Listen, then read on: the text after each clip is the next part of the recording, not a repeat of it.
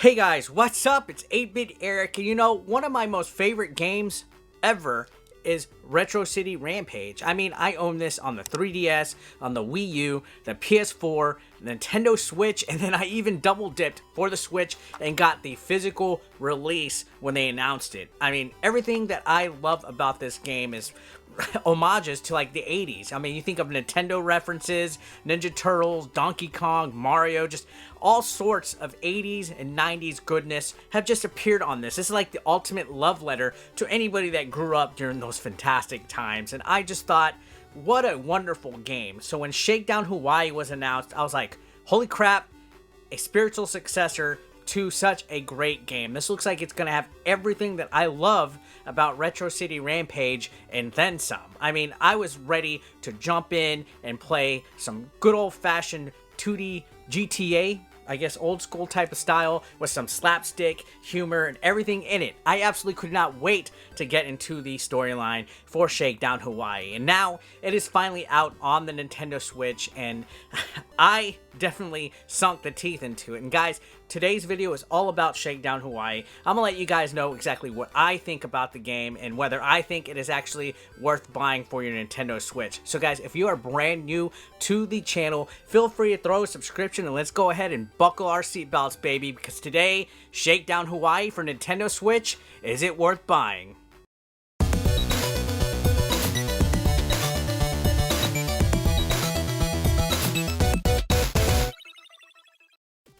So Shakedown Hawaii, as I mentioned, is basically a sequel slash spiritual successor to the ultimate indie hit, Retro City Rampage. Now, if you've played Retro City Rampage, you basically played Shakedown Hawaii. This game, basically the same gameplay mechanics. You control a character over a 2D map. You can steal any car, any vehicle you want, cause any havoc. It's 2D GTA. I mean, if you played an old school GTA game as well, it has those vibes. Your character is able to equip himself with different various like weapons and stuff. You got like bats, nightsticks, grenades, rocket launchers, you have SMGs, machine guns. The wackiness doesn't stop here. And the main thing that's the highlight about these games is that it has such a nostalgic feel to it. You know, Retro City Rampage had a 8-bit type of feel to it. Well, this one has upgraded the ante and has a 16-bit look that just screams 80s at the same time. I mean, the music, the characters, the way the characters are dressed, and, you know, everything about their personalities just screams 1980s. This is like a 2D Vice City, and the main character is like a CEO of a company that is struggling. He's losing a lot of money, so he's looking for dastardly ways to gain an easy investment on his money, to get some money, to get some riches. I mean, he basically looks like Scott Hall, like present day Scott Hall, you know, the Hawaiian shirt, the suit, the slick back hair. All he's missing is a toothpick, and he has a son named Scooter who's kind of like a douchebag who kind of just takes the easy way out and everything. He wants to be a rapper. And then you even have a muscle figure later on, Al, who's like your go-to. He's like your Danny Trejo. He does a lot of these action-packed missions and stuff. So the main premise of the game is that you're trying to shake down a lot of the businesses in the area to give you protection money so you can increase your daily earnings. You also buy different locations on the map. I know it kind of sounds boring, but it's actually really fun to unlock different things that you can buy, different properties, and then you can increase your earnings with modifiers so that cash money keeps coming in, and eventually you just take over the island, and you have a rival that is taking over everything. His name's like Featherbottom, and there's just so many like reference to everything like Batman, Nintendo games, GTA. Just like in Retro City Rampage, you'll see a lot of Easter eggs in this game. Now, it's not as slapstick as Retro City Rampage was, but I will say that Shakedown Hawaii does not take itself seriously as a game. There's a lot of slapstick, a lot of humor in here, a lot of tongue-in-cheek, a lot of like just totally absurd, ridiculous, over-the-topness, especially in some of the action sequences and stuff and missions. You are free to roam. It's an open world. Well, I mean, albeit it's a small island, but you are free to roam, go to different buildings, and do stuff at your leisurely pace. But there are a few missions that are mandatory for the campaign, and it's actually quite fun. It breezes pretty good. Not at any time did I feel like, oh my god, get this over with. I was sucked in to the story, and I think it's definitely very entertaining. They did a great job following up such a great game with Retro City Rampage with Shakedown Hawaii. The music, again, screams 80s. I was an 80s baby, so anything 80s related, I just absolutely go nuts over. And I really enjoyed just the whole atmosphere and everything about this game. Your character is equipped with different weapons, as I mentioned. He can even jump up and stomp. So if you've played Retro City Rampage, you will absolutely know how to pick up and play Shakedown Hawaii. There's no ifs, ends, and buts, no question in how the control scheme and everything works. It's very easy to pick up and play. There's a short tutorial at the beginning of the game, but you don't need it. And yeah, the missions rotate between Scooter, the CEO, and L. The CEO does more like quick little missions that involve him solving a problem, like maybe his bank card stopped, so he buys like a bank card company and does some like underhanded tricks. Scooter does a little bit more of like the sneaky stuff, like stealing stuff and dealing with gangs, stuff like that. And then L has some of the craziest missions. A lot of it involves going to like foreign countries in South America and killing the cartel and stuff like that and escaping. So yeah, each character kind of controls differently. You're not able to switch between them, like GTA 5, you're able to switch between the main characters. You're not able to do that in this game, even in free mode, but it's still entertaining when the missions just kind of like intertwine within each other and stuff.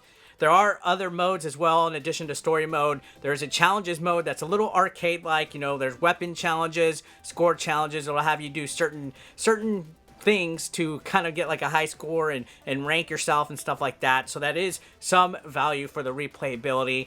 And then there is even a free roam mission like type of mode where you could just fuck around in the map and stuff. So again, if you've played Retro City Rampage, a lot of this is just basically looking at that original game with an updated look to it. And it's not a bad thing. I mean, if it's not broke, don't fix it. So guys, I'm going to do a quick little demonstration of some of the free roam just so you guys can see exactly what I'm talking about. And yeah, and then we'll close up with some closing thoughts. Okay guys, so I am at the main menu, and there's 3 different modes with Shakedown Hawaii. You can play the story mode, which I'm probably about a little bit more than halfway through it. There's also arcade challenges to show you guys. It's like score challenges or target practice, coin crate smashing, stuff like that. There's even weapon challenges that have you like trying to get as best score as you can using certain weapons in the game. This is extremely similar to what Retro City Rampage had.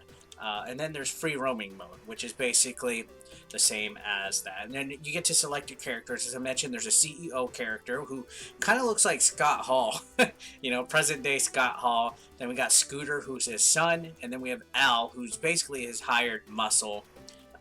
Let's go ahead and choose the CEO. And just like Retro City Rampage, free roam is basically just exploring. You're free to go around the city, and as I mentioned, it is actually a updated version of Retro City Rampage. It doesn't look 8-bit at all. It's actually done in a 16-bit palette. The colors and everything look really good. I mean, look at the animation of the trees. The music is freaking amazing to play. Lots of fun. I really enjoy this game. I've spent like the first 5 hours playing it, and there's a lot of stuff to do. It's basically like an updated version of Retro City Rampage. And just to show you guys, to switch between your weapons, you got a bat, you got a nightstick, some scissors, grenades, Molotovs, a couple pistols, SMGs, stuff like that, a minigun, a bazooka, and it's spread shot, stuff like that. And of course, once you start causing havoc, people show up. It's basically a 2D GTA. When you get on fire, it's easy to fucking die like that, so you gotta be careful.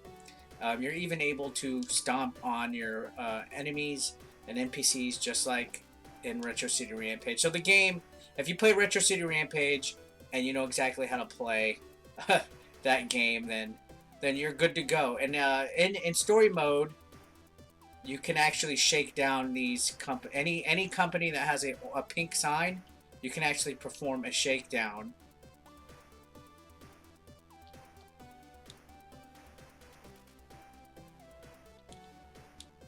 So we're going to try to find a different thing to shake down.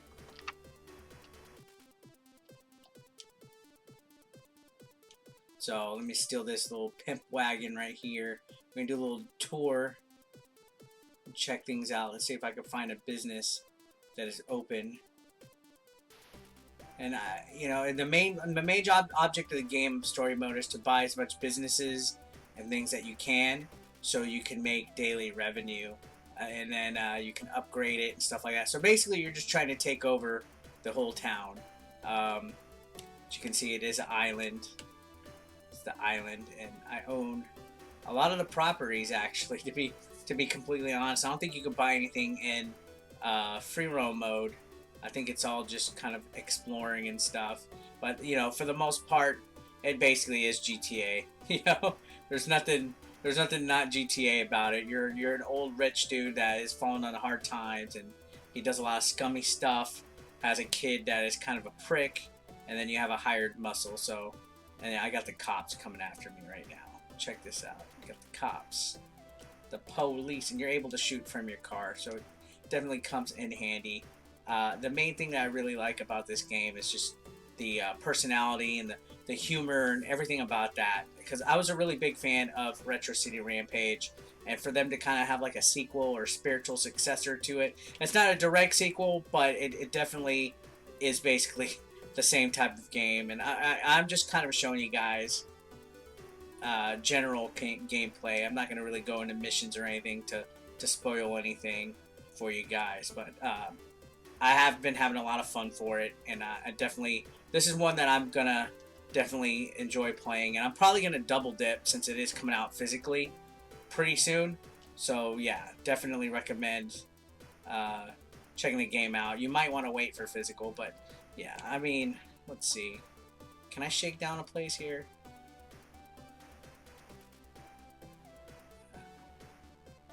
I don't see anything I can shake down. Do I own? I own a lot of the businesses. I own like 80% of the island. So, dang, this cop is on my tail, guys. Well, anyways, you get the picture. Let's go ahead and finish up with some closing thoughts. So yeah, I got Shakedown Hawaii. I mean, I'm a sucker for Retro City Rampage. I absolutely thought this was a near perfect game, and I'm going to go ahead and be easily impressed on this one. I think Shakedown Hawaii, not just for Nintendo Switch, but for Xbox and PS4 and all the other platforms that's going to be released on, I think it is definitely a must-buy. I highly recommend it. On the 8BE game grading scale, I will give Shakedown Hawaii a 9. Sure, it's not as funny or humorous or even over the top as Retro City Rampage, and at times there's a lack of action and stuff, but I think it's just as good. I mean, V-Blank really freaking took the formula and made another entertaining game that I feel is fantastic. And I'm going to tell you guys, it is $20 in the eShop. However, they have confirmed there will be a physical version coming. It probably will be released exclusively through their website like this one was. I feel that it will probably be like in the $30 range for the standard edition, and they might have a limited edition or anything. So maybe you will want to kind of hold off to get a physical version. Me, I got this review copy sent to me ahead of time, and I just couldn't wait to sink my teeth into it. I did a stream as well. Played for several hours. It's a lot of fun, guys. So that's why I think I could recommend it. So yeah. And guys, that's it for the review. Thanks a lot for watching as always. If you are new to the channel, feel free to throw a subscription. Don't forget to comment and dislike, like. I will see you guys on the flip side. Have a great day. Peace out. Consider supporting 8-Bit Eric on Patreon for just $1 a month. Link below in the description.